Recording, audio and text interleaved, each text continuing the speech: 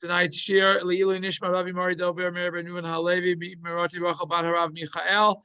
And tonight, in honor of the upcoming Chag of Purim, instead of speaking about the regular parsha, we're going to speak about a little bit about Megillat Esther, and primarily we're going to focus on what I would call the not so climactic part of Esther. So I were first going to start by asking everybody, what, in your opinion, is the climax of Megillat Esther? Well, okay, David says, what, having the feast? Yeah. Which feast? Achashverosh second feast where Haman gets fingered. Okay. Okay, does anybody have a different perspective of what might be the climax of the Megillah? When who gets hanged? The sons get hanged. Okay, firstly, hold on one second. Rhoda, good evening. Yes. Can you hear me? Yes, good afternoon. Okay, I gotta say good afternoon to you. Right, you're in Florida, right? Okay, good evening. I'll talk to you. Stay on after the call. So I wanted to ask you a couple of questions, if you don't mind. If you have a minute. I'll have to call you back because I have a 2:00 physical therapy appointment. Okay, I will call you back. Okay, fair enough. Decision by Achashverosh. Yes. That was it. And it wasn't just before that. Gershon says the climax of Megillat Esther is when Achashverosh changes his mind. Wait a minute. When he changes his mind from what to what? To allowing Haman to do what he's doing, to then turn against Haman. From allowing Haman to do what he's doing to turning against Haman. When does that happen, in your opinion? After the party sequence, not when he tells Haman to go parade Mordechai around the street. Yeah. Okay. After the sequence where Haman is compromised in the way he is appears with Esther when the king comes back from the garden. Okay, so Gershon says the climax is when Achashverosh returns from the garden, having been fed up with Haman, and now Haman has fallen out of grace. Okay. Any other opinions as to what is the climax of Megillat Esther? Anybody? Okay. I would tend to agree with what David said, that when the second party, which is pretty much what Gershon said, but I think, to me, as the reader of the Megillah, climax of Megillat Esther is when the king says, hang him on the tree. That's the climax. Those two words, Taluhu alav. That's it. Everything after that is sort of anticlimactic. But wait a minute. That verse is the end of chapter 7. There are 10 chapters in the Megillah. Question I want to try to address a little bit tonight is what's going on in the rest of the anticlimactic last 3 chapters of Megillat Esther, and why they're not quite as anticlimactic, perhaps, as we might think. But let's see how far we can get in that. So let's go to our source sheet. Let's go to our screen share and pull up Megillat Esther.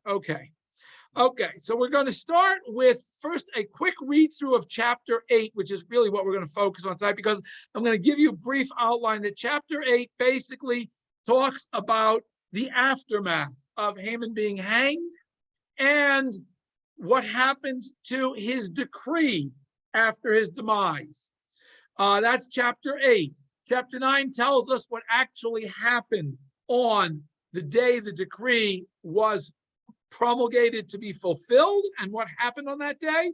And the second half of chapter 19 really discusses how Purim came to be established as a holiday. And then chapter 10 sort of closes the book. Chapter 10 is only 3 verses, and it is almost, I will say, the antithesis of chapter 1, where chapter 1 starts with this great pomp and circumstance. Chapter 10 sort of ends with this kind of, very, very, everything is going to be fine and dandy afterwards. But I want to focus today on chapter 8 and try to understand a little bit about what's going on in chapter 8 after. Now remember, we're picking up immediately after Haman's been hanged. Okay, that's where we're picking up in chapter 8. And it tells us, and I'm going to first read through it quickly, and then we'll try to focus on some of the comments here in chapter 8. So it starts by saying, by Yom Ahu, on that very day, the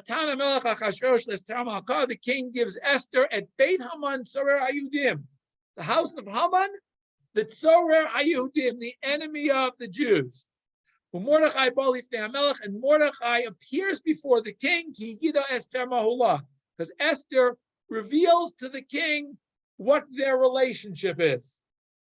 The king now removes his signet ring, that he had removed from Haman.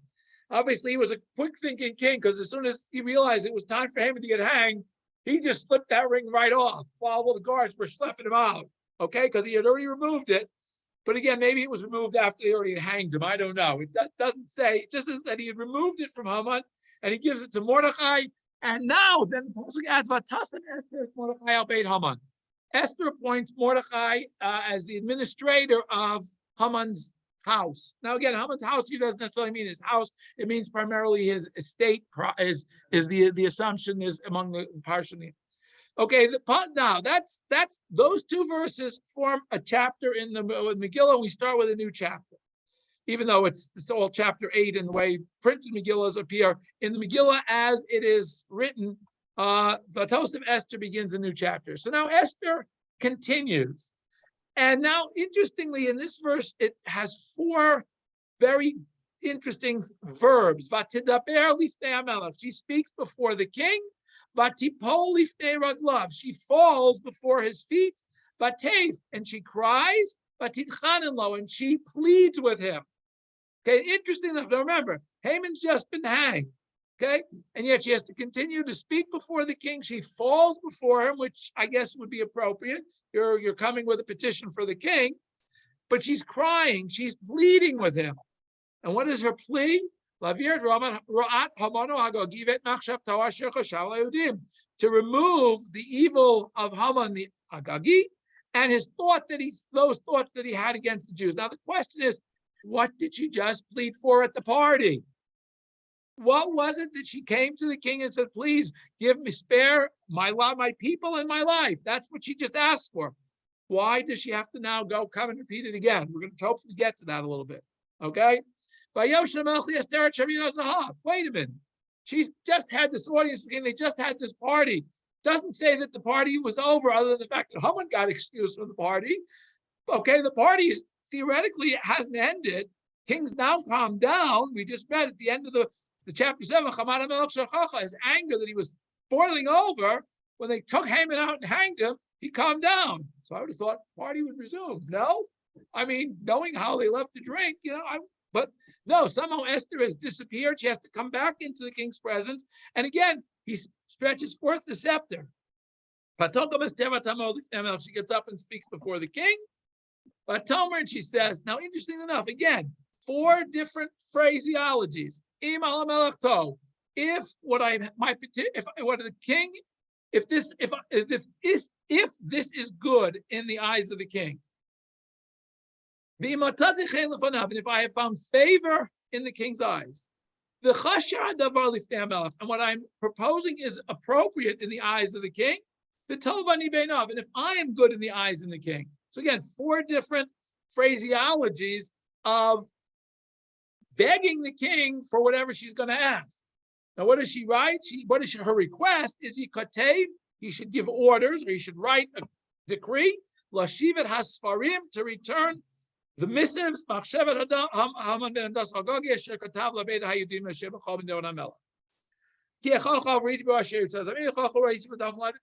same plea that she made before at the party. Save me. What's going on here? Why do we need this whole chapter? Haman's just been deposed. Why do we need all of this? Okay, we're going to hopefully get into that. I'm just raising questions at this point. Okay, so Achashverosh answers. Suddenly Mordechai has appeared out of nowhere. Esther was pleading with the king. Suddenly Mordechai has appeared out of nowhere, and the king speaks to the both of them. He named Haman not Esther. Hey, I just took all of Haman's possessions and gave them to Esther. We hanged him on the tree. Because he tried to harm the Jews. So what's all that have to do with what her request is? Right? Now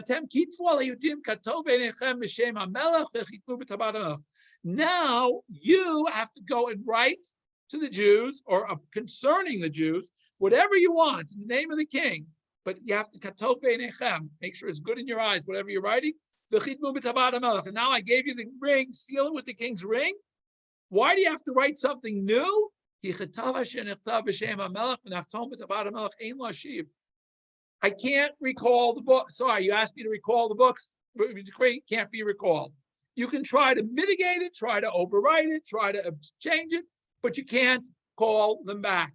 Okay. And then, of course, we know the rest of the story that the Vaikaros for Hamelach Chodesh Hashlishi or Chodesh Sivan Shlosh Yisrim. They wait to call the king's scribes until the 23rd day of Sivan. Remember, all of this stuff where Haman gets hanged, the party, all is happening in the month of Nisan. It's happening not on Purim, but on Pesach is when it's happening.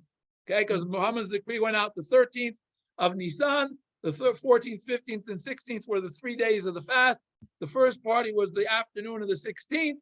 Second party was the 17th of Nisan. So all of that happened during Nisan. They wait 2 full months before they send out this new second set of decrees. And in the decrees, all Mordechai commands the Yehudim, all of the officers from Hodu Kush, all the countries, etc.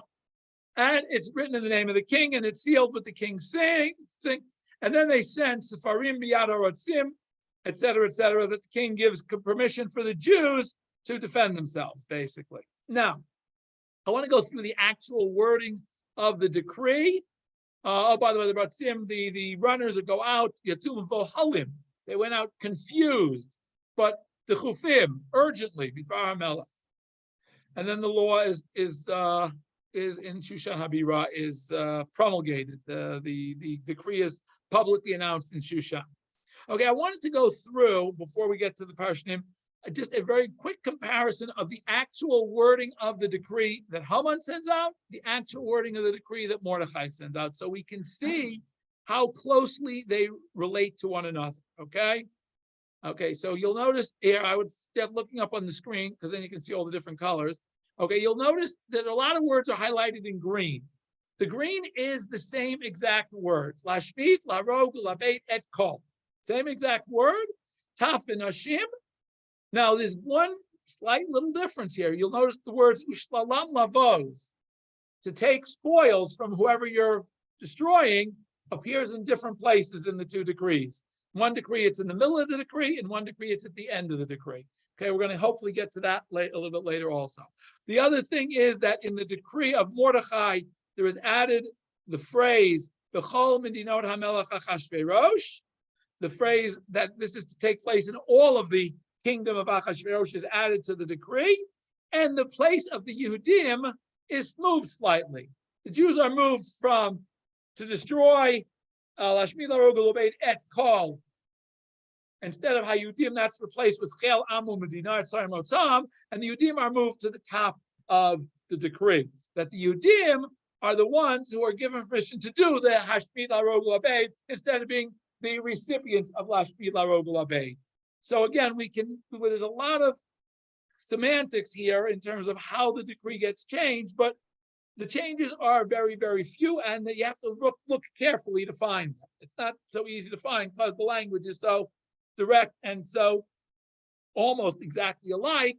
So in fact, it's very hard when you're reading it to make sure you're reading the right decree. It's very easy to get mixed up and be reading the wrong decree.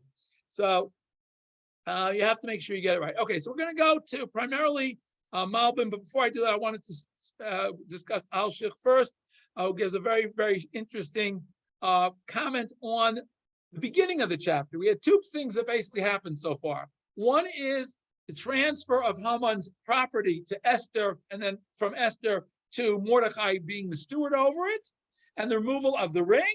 And then we have this whole thing where Esther pleads for the decree to be rescinded. Those are the two things we've talked about. We're going to first start with Al-Shich on the first one, okay? It's important for us to pay attention. Why does the Megillah, the person writing the Megillah, start with Bayom Hahu on that day? Why is it so important that Haman's estate is transferred immediately on that same day that he's hanged? It would have been just as appropriate to say, the king gives Esther the house of Haman. Why do we have this Bayom Hahu Natan? Why is it a presentation? The Od Ma Yitenu Ma Yosef La Beit Haman. What good does giving her Haman's estate do? What does that do to her? She's the queen. Does she need more houses? She was short on possessions. What is this? What is the whole purpose of Achashverosh presenting her with the house? Gershon. It doesn't say the sequence is when the 10 sons were home. 10 sons? No. Yes, it does. No. Stop. The 10 sons are hanged is clearly a year later, where you're in middle of chapter 9. That's later. That happens on Purim. Haman is hanged on Pesach. His sons are hanged on Purim. No. They are all grown and all moved out. They all have their own estates and whatever. Beit Haman means Haman's personal estate. Okay. Okay. The ode. And he asked a very interesting question. The first time we have the phrase Tzorer HaYehudim is right now. B'chayei Haman lo karu Tzorer HaYehudim. While Haman is alive, the Megillah doesn't call him Tzorer HaYehudim. V'yatach harei moto amar al beit Haman Tzorer HaYehudim. Suddenly when it's talking about his household, it calls Haman Tzorer HaYehudim. Why does this appellation suddenly appear now at the end of the story? Why wasn't he called Tzorer HaYehudim when he first promulgates the decree? Okay, so those are his questions. Got more questions. What's the purpose of the ring? What difference does it make where he got the ring from? Why does it have to specifically tell us that he took it from Haman to give to Mordechai? Inyan Esther Lasimet Mordechai Beit Haman. And what was the whole purpose of the Megillah telling us that Esther appoints Mordechai to be the custodian, the steward, the caretaker for Haman's estate?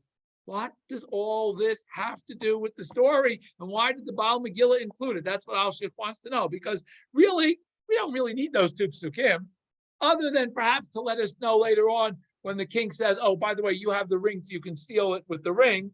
But he could have sort of, it could have been implied by that. We didn't need it explicitly told here.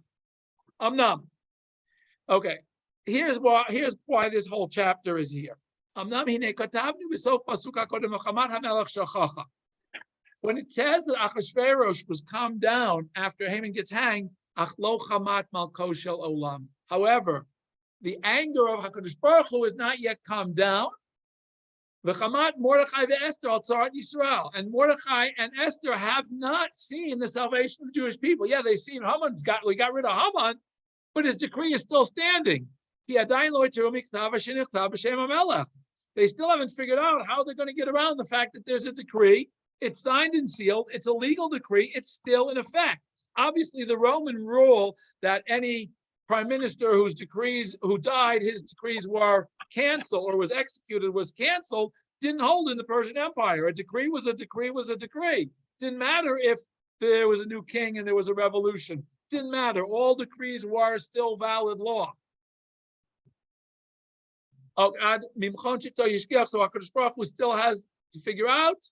Now here, very interesting. Gershon, you said the king has already turned on Haman.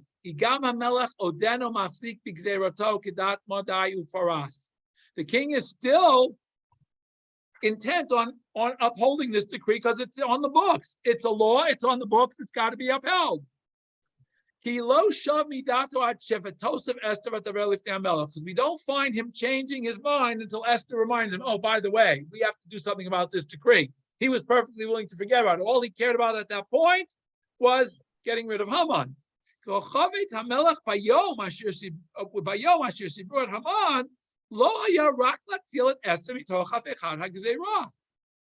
the time, Achashverosh says, let's hang Haman. He's only intent in protecting his wife. That's his primary focus at that point. He doesn't care about decrees. He doesn't care about Jews. He cares about his wife. And that's all he cares about. And that's all he's going to do. Therefore, this whole story now continues and unfolds that Esther has to go and remind him. Okay? He gives him Haman's house. Lomar, but here's to say, I want to give you something, right? I don't need to give you anything. As the queen, she's in charge of everything. Why dafka on that day? By giving her authority over Haman's household, he was telling her that you are now in control of the destiny of the Jews, not Haman. Just like Haman was in control of the destiny of the Jews, now you're no longer. That's it. Okay? Kihu nevad medet. However, okay, you still have to do something about it because the gezerah will stand unless you do something about it. He is specifically telling her that you are not affected by the law. Your people may still be affected by this law. You're not, and that's why I'm giving you over Haman's house. The fact that Mordechai comes before the king, not because Haman's decree has been abrogated, and that gave Mordechai permission to come. He's still included. The only reason he was granted an audience with the king was because Esther invited him to introduce him to the king as her relative. Okay? So that's, again, the fact is that this whole story here is to form the transition to remind us that, wait a minute, Esther and Mordechai may be safe, but the rest of the Jews aren't safe. And that's why it's important to be put here, because now we get a different perspective of Mordechai and Esther. Esther isn't just pleading with the king to save her, she's now pleading to save the Jewish people, which is she did before also, but Achashverosh sort of resolves it in two different stages. One, he hangs Haman, gives her Haman's a property to show that she's not included in the decree, but he hasn't rescinded the decree yet, because he can't. Because his hands are tied. Okay. All right, let's continue. Now we'll go to the Malbim. Okay. Now, Malbim says this whole chapter is very, very straightforward. It's to remind us that, yes, we have legal precedents. Bayomahu, on that very day that Haman is hanged, for Hayachop Kedem. Ancient law, well established, well before the Persian Empire has arrived. You could execute it for treason. The state takes your property. Very, very straightforward.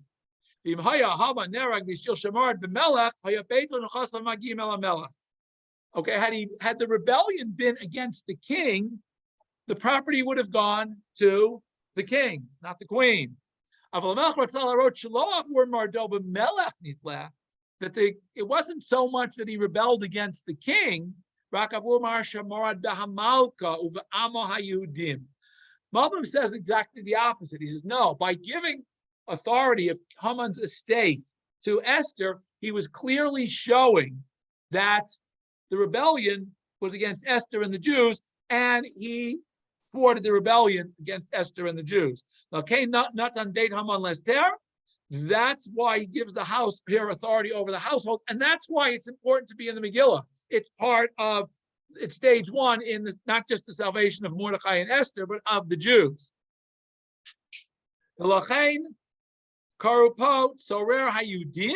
that's why here, for the first time, Haman is referred to as Tzorer Hayudim, legalot hatam shalachei notan beit Haman leEsther, because it's because he was an enemy of the Jews that his property doesn't go to the king, but it goes to the queen.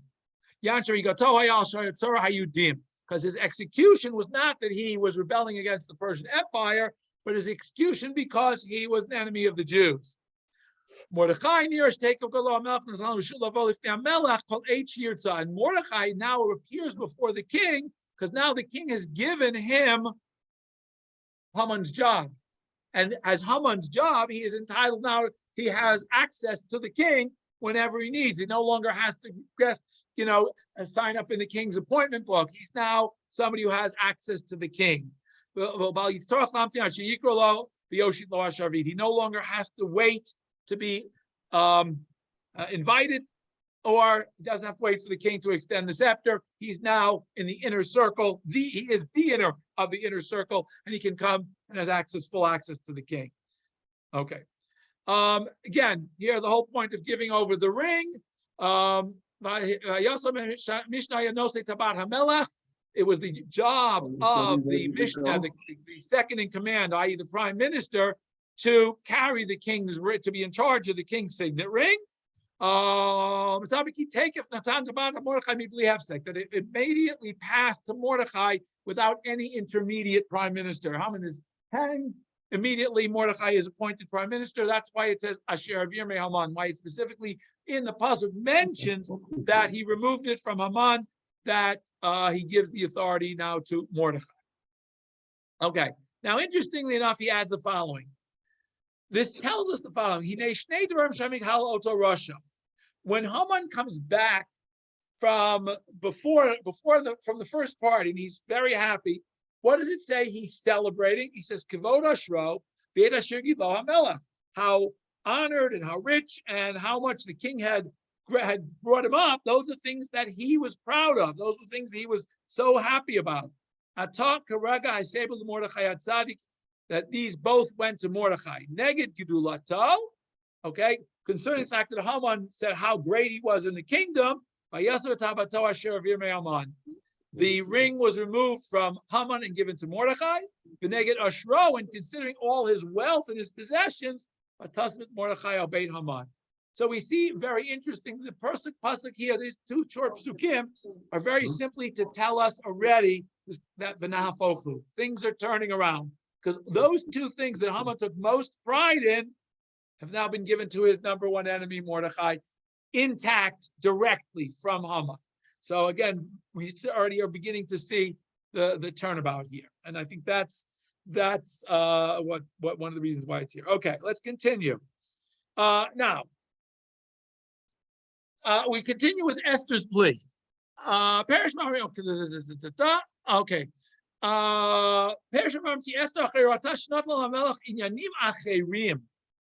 When Esther realized now, wait, what's the king given her? He's given her Haman's household. He's given her, Mordechai has now become the prime minister, but he didn't say anything about the decree. He didn't say anything about rescinding the decree, about what? As ala mora al rosha. She became very, very frightened. She's already afraid. He's already given me all this stuff. How much more can I ask him for? And he hasn't done anything about the decree. He can't, since he can't grant me this decree of rescinding this request of rescinding the decree. He's pushing me off with different things. He's trying to get me confused here and give me other gifts.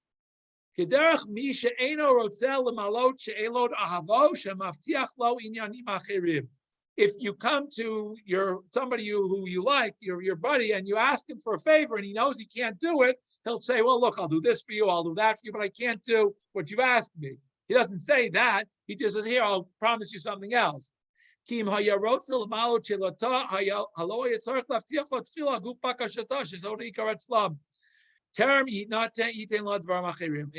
her primary focus was rescinding the decree. He didn't address that at all. He hangs Haman, he gives her his estate, gives the ring to Mordechai, doesn't say anything about rescinding the decree.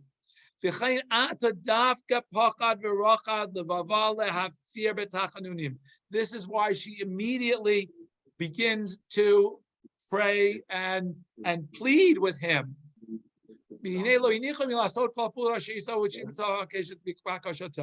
Now she also goes, and remember I said there were 4 different phrases that use this.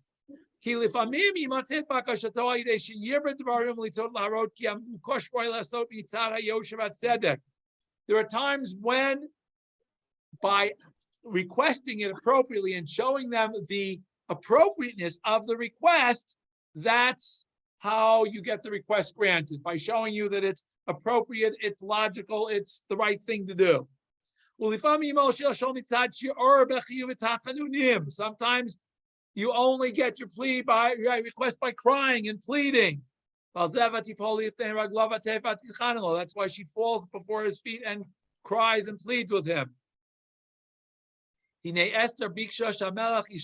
what was Esther's request? Esther's request is Shamelach Ishlach Rotzim Lakachat et Hasfarim B'Chazara Uvatel et Hagzera.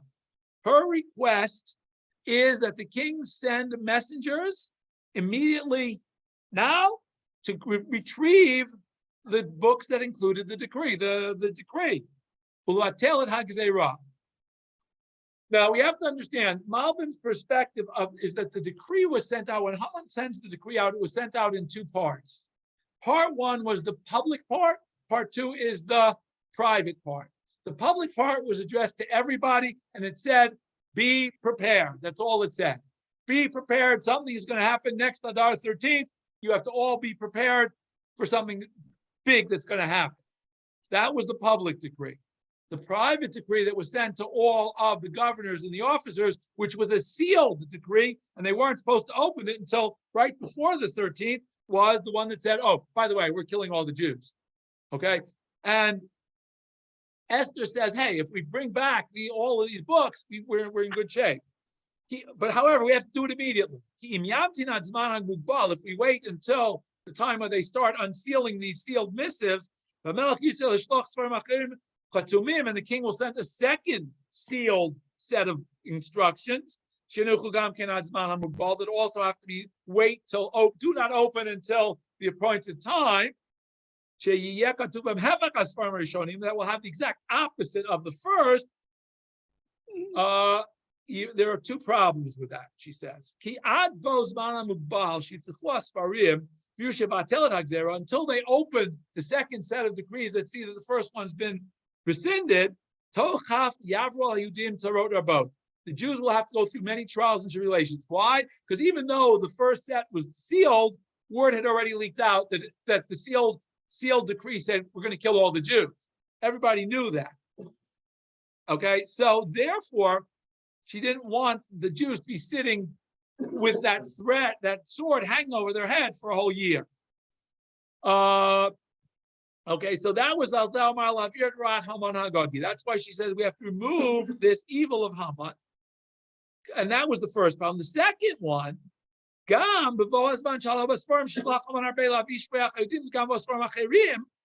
says, even if we say that both decrees are now before you, you're the governor, and you got decree number one that says kill the Jews, you got decree number that says, well, don't kill the Jews. Which one are you going to listen to? Well, it depends whether you're a Jew lover or a Jew hater. Okay, if you're a Jew hater, you can say, well, I never got the second one. If you're a Jew lover, you say, well, hey, the king sent the second one out, I better pay attention to the second one. Okay, but nonetheless, so Al Zelma, that's why he says, he thought, okay,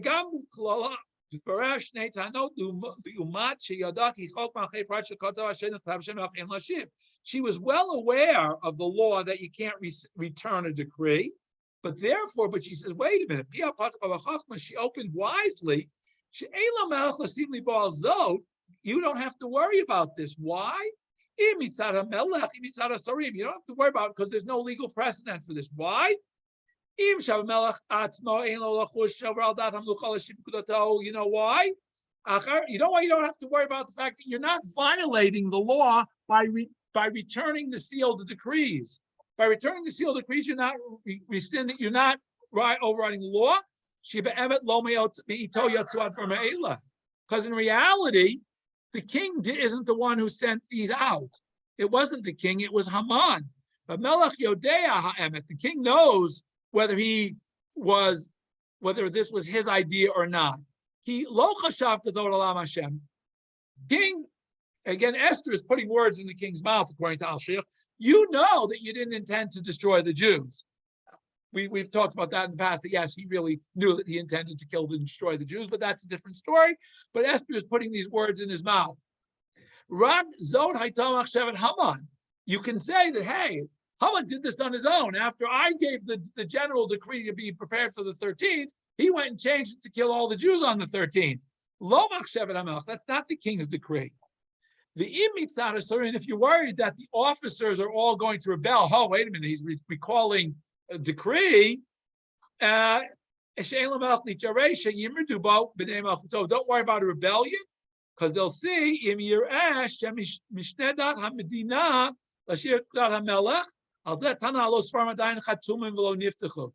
you can't worry that people will say, wait a minute, you're going against the law, you're violating the law.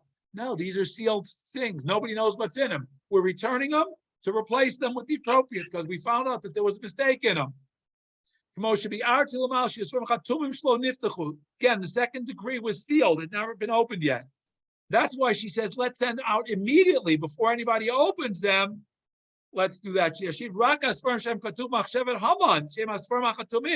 That's why she says, I'm only watching you return the second set of laws, the decrees that are sealed, not the open ones that were publicly promulgated. That we're fine with. Everybody should be prepared for the 13th. Okay.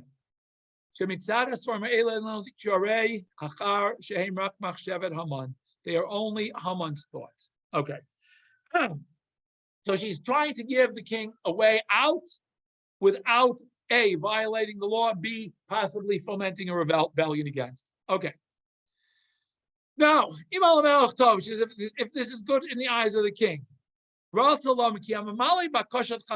somebody who fulfills a request from somebody else. Yeah, there are a couple of reasons that it would happen. Either the requester has found favor in the requestee's eyes, or the requestee knows that they're going to get something in the future from the requester. So one or the other. There's usually a tit for tat when somebody asks you to do a favor. And there again, there were two possible reasons why this might happen. In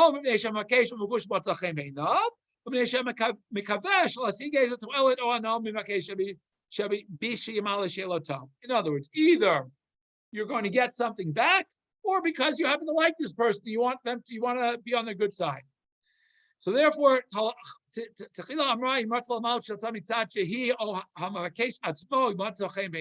words, she's saying, if I or the Jewish people have found favor in your eyes,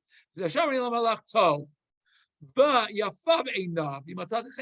so again, she's giving him all of these different possibilities, and that's why she goes through all of these.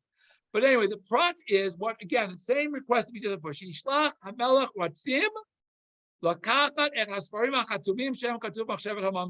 again, she emphasizes, I want you to send immediate to return the books. Since they're sealed and they're not do not open before certain dates, right? Nobody knows what's written in them. The king will not be embarrassed by returning them. However, let's go back. We just skipped up. Okay. So that's okay. So basically, this was the same request. Now, here's the king's answer. Hine Beit Haman, right? Hine Hamelech lo hiskim liatzata. He did not agree with her advice. La shivet hasforim achatumim b'chazara, to return the sealed missives. No. Even though it's sealed, even though nobody's opened it, nobody's seen it, we don't. It's law. You can't return missives that have gone out. However, he gave them a positive, proper advice. He should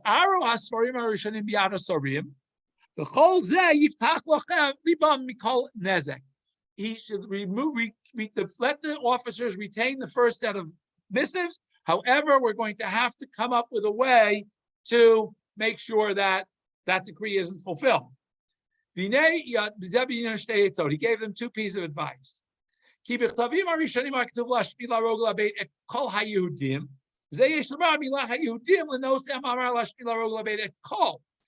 words, the verse says we're going to lashmi larog labeit et kol hayudim. Okay, so we're going to break it up. We're going to put a period after it call. Who is going to be the ones who are doing the work? Ha-Yehudim. So we're not changing the wording, just adding a little period there to the text so that the text will now say, instead of let's kill all the Jews, let's kill all those. And we forgot to say who we're going to kill, but it's the Jews who are going to do the killing. Okay? Returning the Yudim from the object of Lashmid Larogul Abeid to the subject of Lashmid Larogul Abeid. The Jews are going to Lashmid Larogul Abeid at Kol. We've got to tell you who, by the way, okay? But we'll fill that in. And so that's why if you go back up to the way Mordechai write, the way they write the decree here, and I had that highlighted. Where is it? You'll notice they very carefully added these words in purple. Et kol chel amu dinar tzarim otam.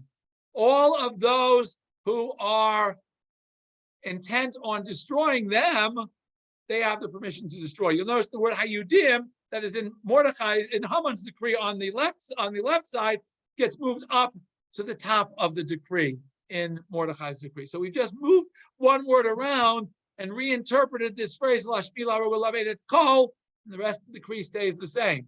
Now you remember there were two different things we talked about. One is Dushlolam Lavos being out of order. Second is B'chol B'niyot HaMelech HaChashverosh. Let's see how Malbim deals with those two other differences. Let's see where we were up to. That's the problem with this flipping back and forth. Where we were.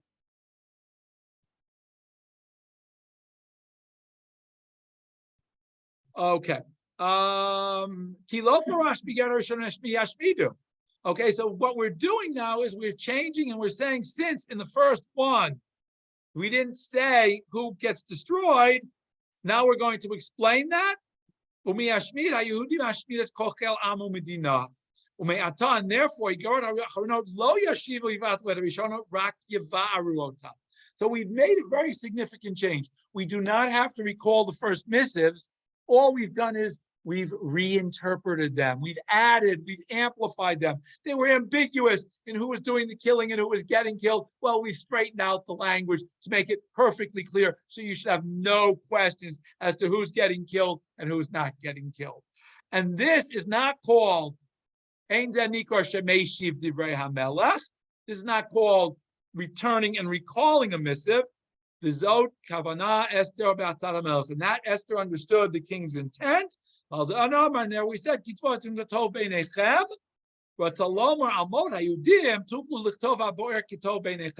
explain when it meant that somebody was going to be destroyed. It meant the Jews were going to be doing the destroying. They're going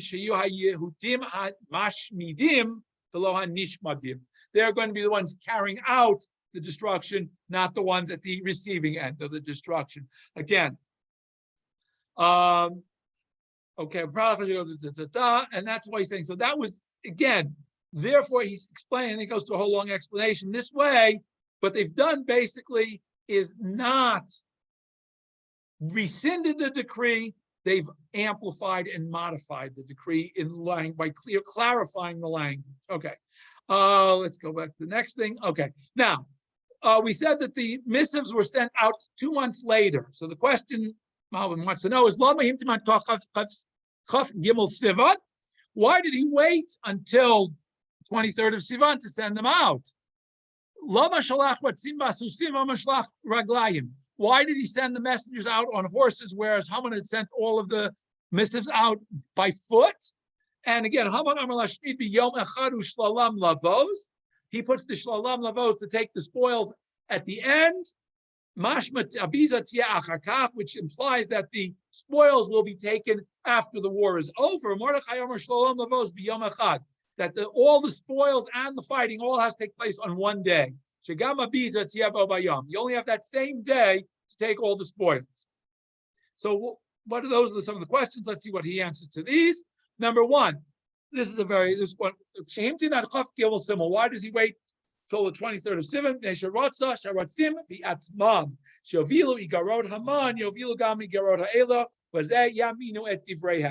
He wanted to make sure that the same messengers who had delivered decree number 1 delivered decree number 2 that amplified or clarified it.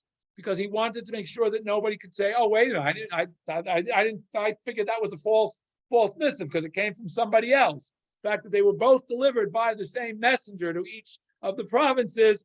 That's why they had to wait. They had to wait till messengers came back from the furthest reaches of the empire, and then they sent them all back out again. And it took them 2 months to get back from the far reaches of the empire. Tam Nachonu, this is the proper time. Okay. Next. Why did he send them with horses? Oh, now remember, the first missives went out. They were on foot. The messengers. They didn't have horses. Didn't have motorcycles or scooters. They were walking the whole way. So they were pretty tired after walking to the far reaches of the empire and coming back. That's one reason why he gave them horses this time. He wanted to make sure they got there. Oh,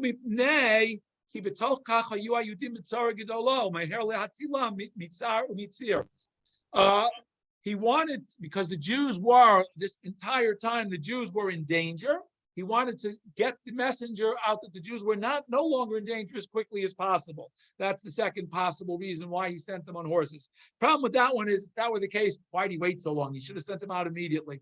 But again, we talked about before why he wanted to send them out later. Okay. Now, all right, now the question of the spoils. Very interesting here. When Haman said to destroy and kill all the Jews on one day and then take the spoils, and Mordechai says, no, they're going to take the spoils on the same day. In reality, Mordechai really didn't want to write take all the spoils in the missive, but he had no choice because it was there in the original missive. He couldn't take it out. He could only modify it. He could move the words around a little, as we saw, could change, put in a few, but he couldn't take out words. He could only add words or move them around. So he didn't want to take them out, but he put it at the end because he really didn't want the Jews to take the spoils. That's why he puts it in the middle in the same day. He didn't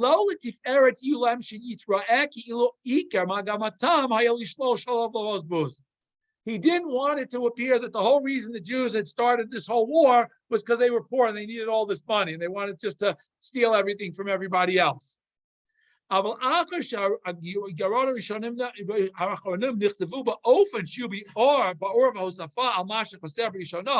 He could only add stuff and clarify stuff. He couldn't delete stuff.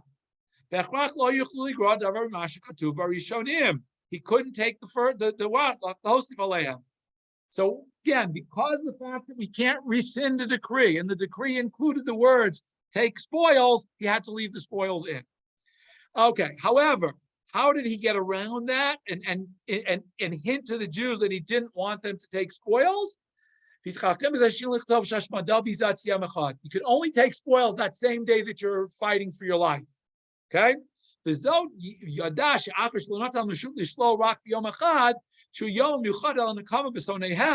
day set aside for avenging themselves against their enemies. They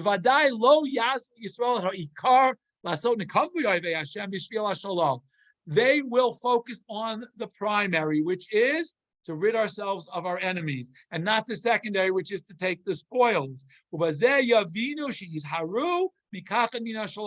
now they'll realize that Mordechai didn't want them taken from the spoils at all, because if he wanted them, he would have said, oh, you can take the spoils anytime you want. The fact that he limited it to that day only meant that he really didn't want them to do it.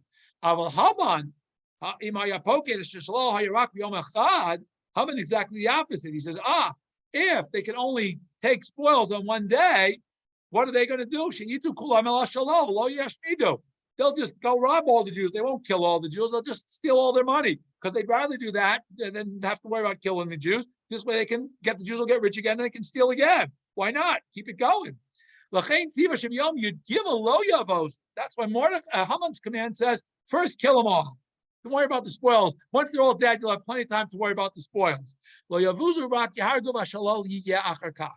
And then later we collect the spoils. So we see a lot of in the language of the way the text is written, the way the plea is made, the way the decree is made out. There's still a lot going on. Yes, it may be anticlimactic to us reading the story, but to the Jews in Persia, it certainly was very much not anticlimactic. And I think that's why it's all part of Megillah. So is this whole chapter 9, which talks about the actual events of the day. And the establishment of Purim, I think, is the climax of the whole Megillah, is really not the story, but the fact that out of this story, we have an eternal holiday that keeps going. And according to the Gemara, will continue even in Mot HaMashiach. So I think that's, as I said, especially the reader, after you finish clopping Hamans and that's it, you've read about Haman getting hanged, kind of, that's it. Everybody's sort of, okay, let's finish up, let's get going. It's time to eat already. Come on. But I want us to understand that the 8th chapter, the 9th chapter, they're all there because they're still very, very much an important part of the story. And we hope and pray that we should have a wonderful, wonderful Purim, that the spirit of Purim should carry with us all year long, that Hashem should give us the ability to, we should be able to be rid of our enemies once and for all, and we should be Zocheh to Gula Shlema b'mheira v'yameinu. Thank you all for joining. I'm going to open up for questions, comments. I want to make one more comment that I just realized I forgot, and that is that according to other Parshanim, the reason Mordechai did not want them to take spoils was very simply because if we think about the Haftorah that we read on Shabbat, Parshat Zachor, the war against Amalek with Shaul, the sin of the Jewish people at the time was they did take spoils that they weren't supposed to take. Mordechai is trying to undo that chet, and therefore he doesn't want them to take spoils. So thank you, and open up the floor for questions and comments and feedback at this point. Anybody? Anybody? No questions, no comments. Okay. Oh, David, go ahead. Sorry.